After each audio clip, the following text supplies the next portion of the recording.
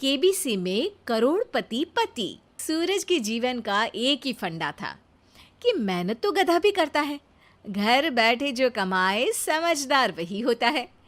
इसीलिए उसने कभी नौकरी ही नहीं ढूंढी। इस बात से हालांकि उसकी पत्नी शिखा बिल्कुल भी अग्री नहीं करती थी, पर फिर भी सूरज को समझाना बेकार था। टीवी में कैसे बनोगे करोड़पति का ऐड देखकर उसे लगा कि बस अब तो घर बैठे ही वो करोड़पति बन सकता है, और उसके पीछे उसने अपने सारे सोर्सेस एक्टिव कर दिए। 2 हफ्ते में उसके कलीग के साले के पड़ोसी के बेटे का सोर्स निकलता है जो कि उसे शो में पहुंचा सकता है, और सूरज उससे मिलने चला जाता है। अच्छा, तो हमें मुकेश जी बता रहे थे कि आप हमें शो में पहुंचा सकते हैं। हाँ, उसमें कोई तकलीफ नहीं है। मैं कल अगर कोशिश करूँ तो इसी महीने में आपका नंबर आ जाएगा। अरे ये तो बहुत बढ़िया हो गया। अच्छा, वो सिलेबस और क्वेश्चन पेपर का कोई जुगाड़ है क्या? हैं? उसका तो कोई जुगाड़ नहीं है। तो वो वाकई में कुछ भी पूछ सकते हैं? हाँ, वो तो बच्चन जी पर है, जो पढ़ते हैं वो पूछ लेते हैं। पहली कोशिश फेल होने पर अब सूरज के सामने एक बहुत बड़ा सवाल था कि आखिर जवाब कहाँ से लाए। तब शिखा ने एक सजेशन दिया, क्यों ना सूरज अपने चचेरे भाई सुमित से मदद मांगे, जो कि यूपीएससी की तैयारी कर रहा था। हालांकि इतनी मेहनत करना सूरज को समझ में नहीं आता था, पर कोई और रास्ता ना मिलने पर वो आखिर सुमित से बात करता है। अरे सुमित, हमारा कैसे बनोगे करोड़पति के लिए सिलेक्शन होने वाला है। तुम हमें थोड़े चिट बनाने में मदद करोगे क्या? अरे भैया, चिट बनाए तो सालों हो गए, उसमें हमारा एक्सपर्टीज नहीं है, बल्कि आप बोलो तो हम आपकी पढ़ने में ज़रूर मदद कर सकते हैं।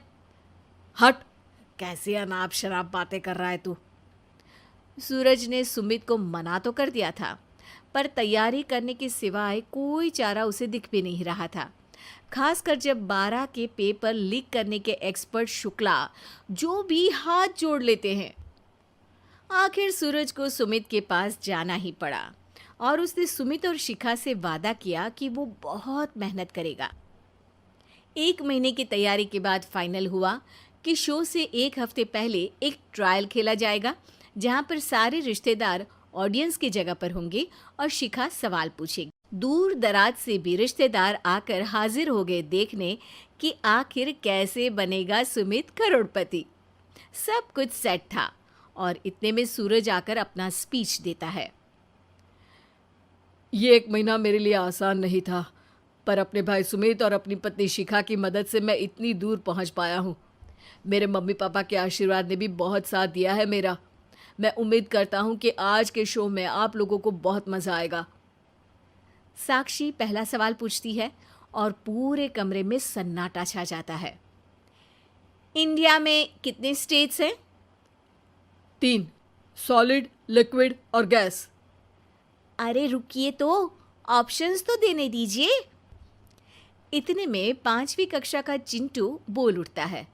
अरे क्या मामा, आप तो पहले सवाल पर ही आउट हो गए। अरे बेटा, पहला सवाल तो ट्रायल होता है ना। अरे तुम अब देखना। देखने जैसी बात तो थी ही। सूरज को इतना शांत किसी ने नहीं देखा था। कभी कभी तो लगता था मानो सूरज आंख खोलकर ही सो गया हो। मामा जल्दी करो प्लीज, कल सुबह पनवेल भी तो निकलना है।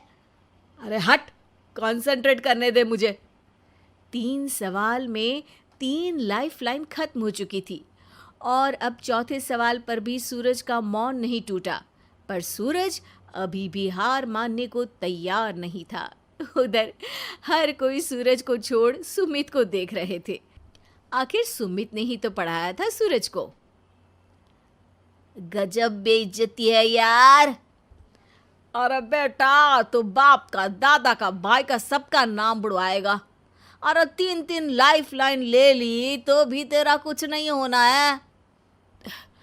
अरे कोई इतनी बात करता है क्या शो पर? अरे बेटा, शो पर तेरे जैसे भी तो नहीं आते ना। सूरज की ये जंग आखिर 1 घंटे बाद 5वें सवाल पर खत्म हो गई, जब उसने इंडिया के नेशनल बर्ड का नाम कहा, कौवा। अरे बेटा, मज़ा तो बहुत आया, बस थोड़ा टाइम पर ख़त्म होता तो आनंद भी आ जाता। ताने बारिश के बूंदों की तरह बरस रहे थे और सूरज को भी समझ आ रहा था कि ये करोड़पति बनना शायद उसके बस के बाहर की बात है। पर वो आखिर ये बात मान कैसे लेता? वो सख्त लौंडा जो ठहरा, उसने सोचा कि बेइज्जती तो हो ही चुकी है, पर अगर मैं हार नहीं मानूं तो शायद कुछ हो सकता है। शिखा, तुम देखना, असली शो में आग लगा दूंगा, आग। करोड़पति बनूंगा मैं। हाँ, सब्जियां खत्म हो गई है घर पे, ले आओ। पहले पति बन जाओ, फिर करोड़पति बनना। अरे गजब बेइज्जती है यार। बेटा, अभी तो घर पर ही हुई है, 1 हफ्ते में तो तुम देश के सामने करवा कर आओगे। वैसे जब टीवी पर जाओ ना, तो बस अपने मम्मी का ही नाम लेना, ठीक है? कोई पूछे तो बोलना कि पापा नहीं है मेरे। अरे पढ़ाई की, पेपर निकलवाए, इतने सारे लोगों को खाना खिलवाया, क्या फ़र्क पड़ा? इसीलिए मैं कहता हूँ कि मेहनत तो गधा भी करता है, घर बैठे जो कमाए वही सिकंदर। लेकिन मामा, गधे भी जानते हैं कि हमारा राष्ट्रीय पक्षी मोर है।